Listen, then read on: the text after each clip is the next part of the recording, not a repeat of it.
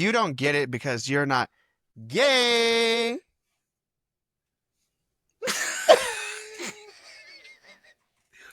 you. Yeah. What is this? What? Act Period. gay?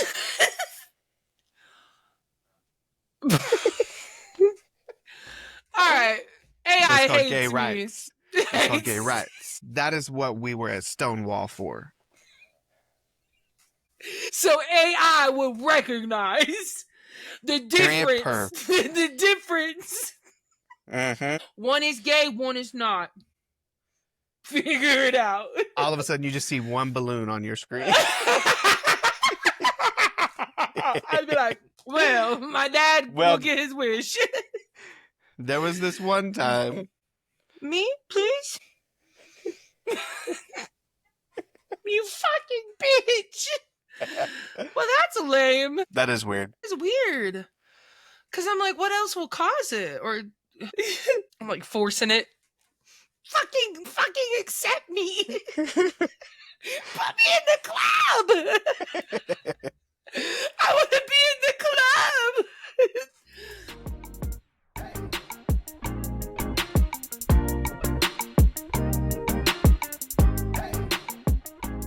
Welcome back to Delete That, the podcast where two besties try to make sense of life and end up deleting half of it anyway. Today's not just any episode. It's our season finale, which sounds way more professional than what's actually happening, which is Josh is booked and busy, and I need a nap that's longer than a month. But don't worry, we're not leaving you hanging. In fact, today we're digging into the cringe vault. We found old footage from when we first tried to be internet famous, back when we thought writing a YouTube vlog was the answer to our problems. Spoiler alert. Try it again. Okay. Spoiler alert. It was not, but the content, priceless. And yes, if you're watching this, you're seeing us for the first time.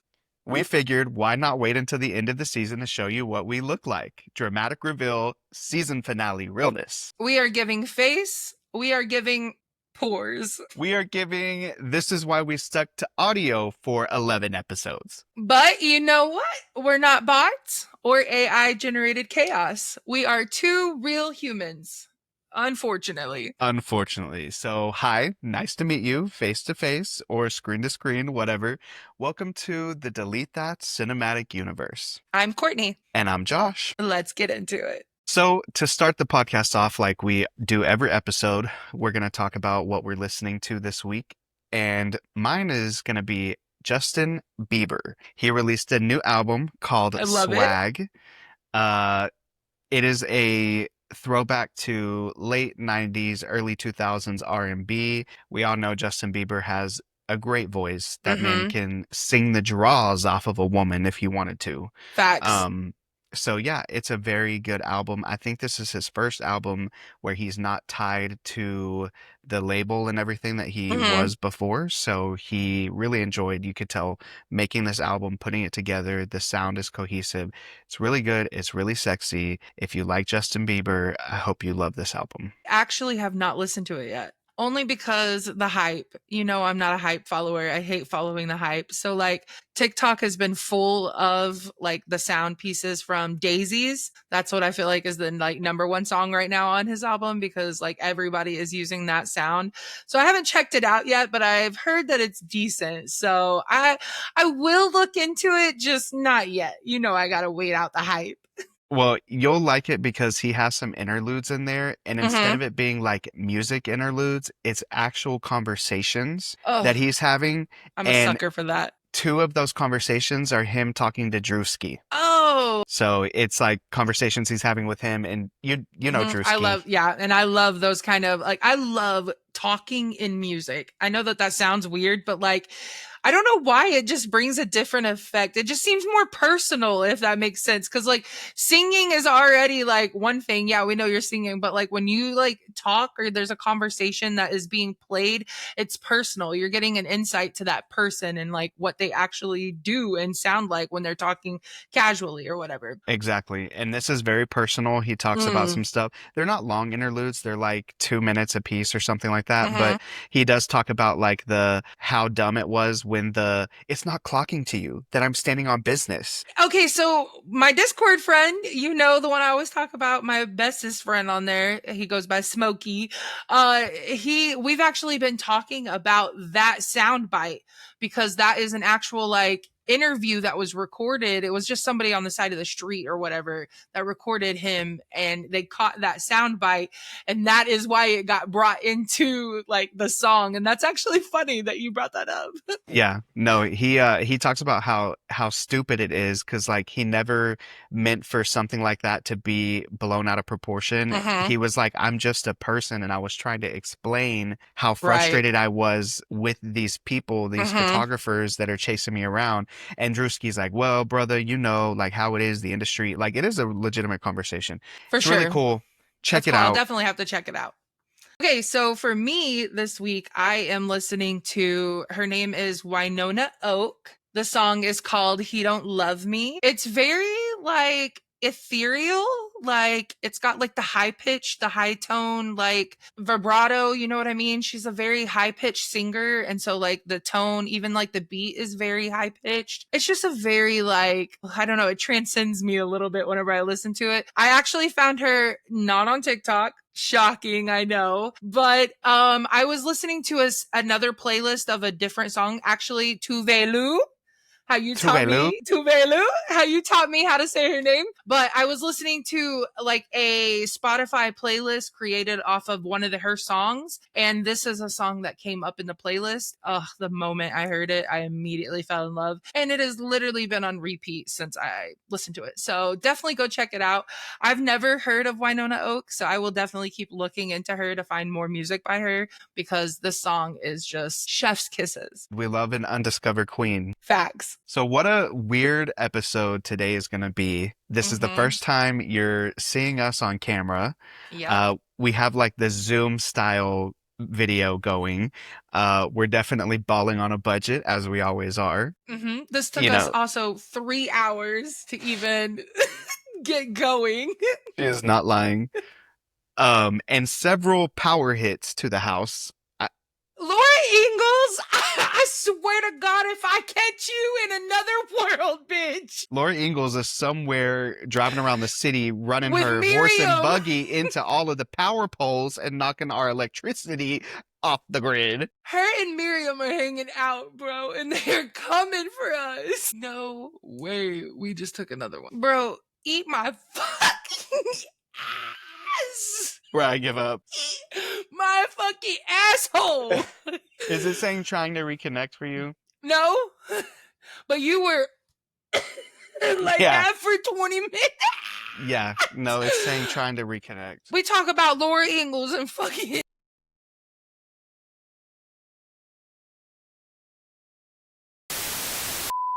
What a wild and crazy episode this one's going to be. From just the face reveal that we waited 11 episodes to provide for you all. Mm-hmm. And then we're going to get into some real flashback stuff. Yeah, we are.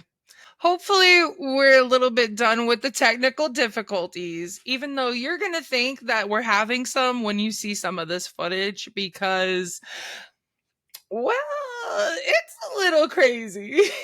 Yeah, we did not have any type of budget back then. We were just getting by on a hope, wish, and a dream. And the footage is going to show you that. So, as much as me and you like to talk about music, I think the first clip we should stop at is when me and you decided that we were going to drop our own mixtape. Yeah, you know which one I'm talking about. The world was not ready for that one. Let's just say that. And I don't think you guys are ready for it either. 2019 would have been nothing without the drop of our EP Crusty. Roll the clip. Got crust in my eye, crust in my eye. Don't come near me 'cause crust in my eye.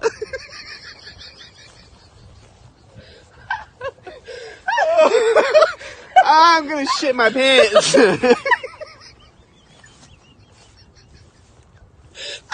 I actually had crust in my eye, first of all. So that was a real thing. It was a was real real life take. experiences happening in real time. Like, what better music quality could you ask for, like, from an artist? You can't even get that out of Nicki Minaj nowadays. Like, And the setting, penmanship. like, we had a YouTube video plus the drop of the song at the same time. Honestly, we were killing it. We were killing it. And to think that no, record execs, no labels picked us up, that's their loss. Honestly. No one ever tells you that when you're trying to become internet famous, you have to have like an iconic sign-on intro to all of your videos. Well, we practiced that for 10 years, and I still don't think we have it together. We have never had it together. And you'll see what we mean. Hey guys, It's Josh and Courtney. we're gonna do a little duet for y'all, singing Kid Rock and Sheryl Crow. So, today, dudes, we came to realization that we're boring. I don't know if we'll be able to get you in this video. We're boring and we know it. And as you can see, we're still on a budget. I mean, no professional backdrops, no multi-million-dollar podcast recording studio. I'm literally just chilling in my bedroom with the Same. not the daily. See, the daily struggle is always trying to come back and fight for its spot. That's why we're giving it a whole episode for itself. Because the daily struggle dropping in 2019 was ahead of its time. I'm just going to say that. Honestly, it was literally our pavement to where we are now. It definitely made us grow. We saw how ridiculous we looked after about a month or two, and that's when we decided delete that. Delete that. And we did. So Off the that face is of why the- you can't that's why you can't go and find it in any of the archives. We had to go digging pretty deep to find things. And this clip, well, let's just say not much has changed. Today we thought it'd be funny to come at you live with some ridiculous shit.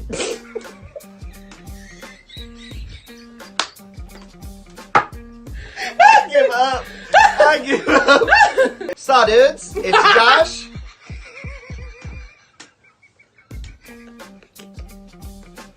So today dudes, we got some banana bread and wick beef. Bro, we got some spaghetti working in it. So, as you can see, we were just as young, dumb, and broke as we are today. I'd say we have our stuff a little bit more together, don't you think? Say so. I also would say that we're definitely in a much better place than we were back then. For sure. And I mean, literally, we were heading into the pandemic and we had no idea, which is terrifying Absolutely. to look back at all of that stuff and think that we were just making funny little videos and to think we were ahead of the trend because really and truly, a lot of that stuff was TikTok gold and Ugh. TikTok was in the very beginning stages. If So- only we would have listened to that little voice in our head that kept saying, keep going. Exactly. I wish we would have kept going because who knows where the daily struggle would be today. But I think it's cool because I think it's taken a full 360 and now the daily struggle has turned into delete that. So Absolutely. So speaking of being ahead of the trends, remember when we tried ASMR daily struggle style? I wish I didn't remember, but that was a fun time trying to do it. Our version of it when we Broke. had no money, no family. We were 16 in the middle of Miami. I mean, honestly, it was No a mics. disaster. No mics. And you'll see- recording on an iPhone 6. Earpod, earphone. I don't even know what those are. Earbuds. We don't even Yeah, use them 'cause anymore. I definitely didn't have the AirPods Pro Max at the I don't. time. No, not at all. I think I had the Walmart gummies. You know what? Let's just show them. Guys, this is our first ASMR video. We're kind of on a budget.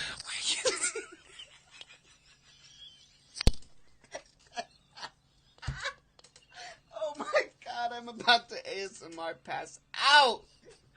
This is how the struggle does ASMR. So if you just happen to see this or this in the videos, now you know. So 10 years of friendship. We've had a pretty wild ride, I would say, especially me being a straight woman, you being a gay man.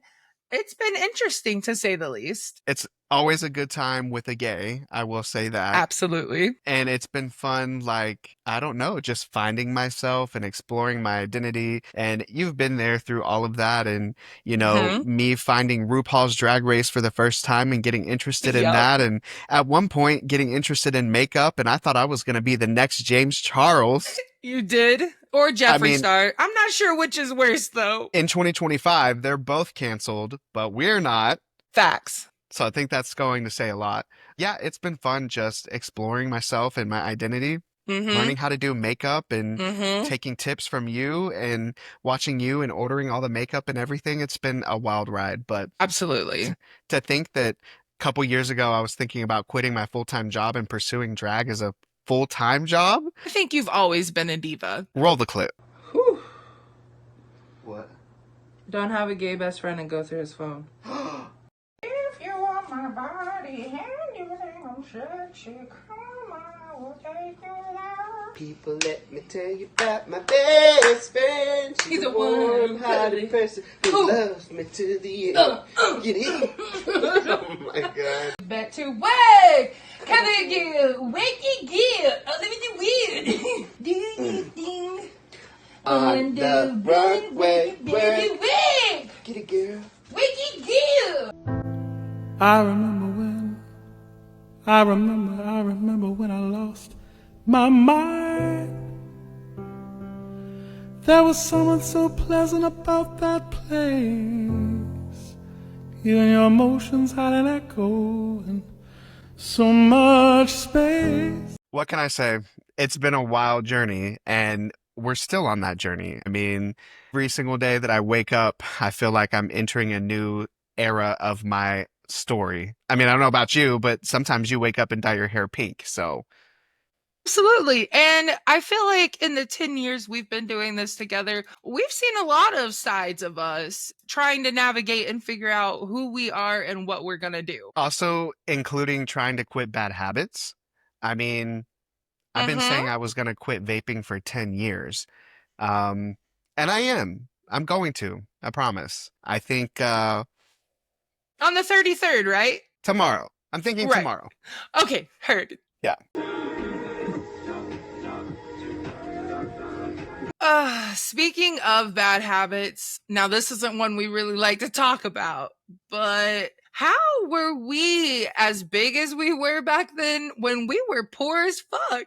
Yeah, because you would think when you're poor, you couldn't be eating, right? Right. Not the case for us. Unfortunately, we have a lot of footage of us just being absolute big bags.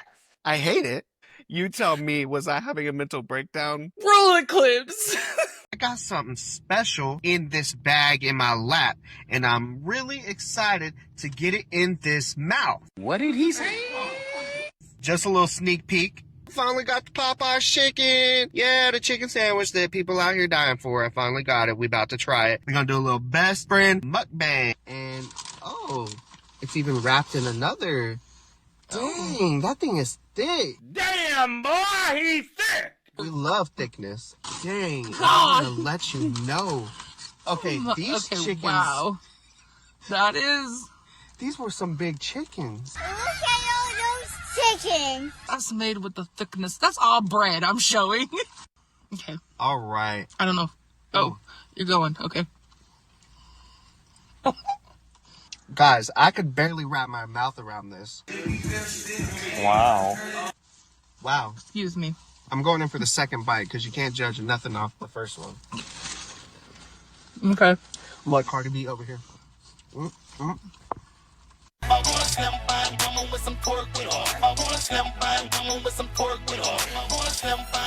Gotta get that water. Gotta stay hydrated. Gotta be healthy while you're about to smash about 2,400 calories. It'd be like that sometimes. It be like that sometimes. I'm gonna say it's probably the best chicken sandwich I've ever had. I agree. I'm not even gonna lie. I think it's definitely better than Chick-fil-A's. Oh my God! Wow! If you haven't tried it yet, definitely go out and try to get you one. Definitely. Don't fight nobody in line, please. Don't kill nobody. Don't be pulling no knives, fighting with the people behind the counter. Listen, if they say they're sold out, they sold out. they sold out. It's not their fault. Walk away, try again later, Not enough chickens in the world to keep us all fed. The young woman started to confront employees, and you see an employee chuck a tray at the woman, and she throws it right back. A man wearing a veteran's hat steps in to restrain her. The veteran was able to kind of slow her down. But as you can see, she took a swing at him too. Exactly, especially these plump, delicious chickens like this. They're one of a kind, so don't sleep on Popeye's chicken. If you're wondering why Courtney Allen has a blindfold on. So we're going to guess what body organ is in my mouth. I promise we're not going to do the bird box challenge. Ready? No. 1, 2, 3. God dang it.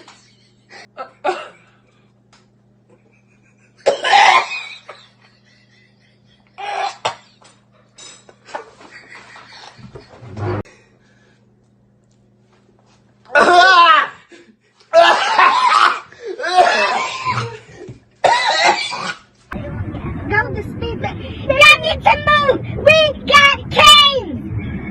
This is the vaccine. Get out of the way. Well, we had big dreams with the Daily Struggle on YouTube. We were daydreaming all the time about how much money we were going to make, and when we finally took off and exited the stratosphere. And I don't know about you, but I was always thinking about what's that dream destination, that first place we were going to go, and we struck it rich and finally could get the heck out of Dodge. I mean, I think at one point we were caught actually screaming out into the void where we were trying to go. not that Africa sounds like the most luxurious place to be, but compared to where we're at currently, I wouldn't mind going. Let's just say that. Absolutely. Let's roll the clip. Down in Africa.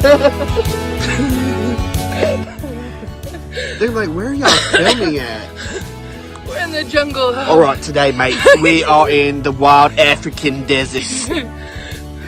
Oh, our co-workers probably hate us. Okay. Well, we are going to wrap up this episode, but before we do, I just want to say that it's been a blast recording all of these episodes. Mhm. We've talked about so many things over the course of 11 episodes. I mean, looking back, I want to say that my favorite episode so far has probably been the one where we talked about me being 18.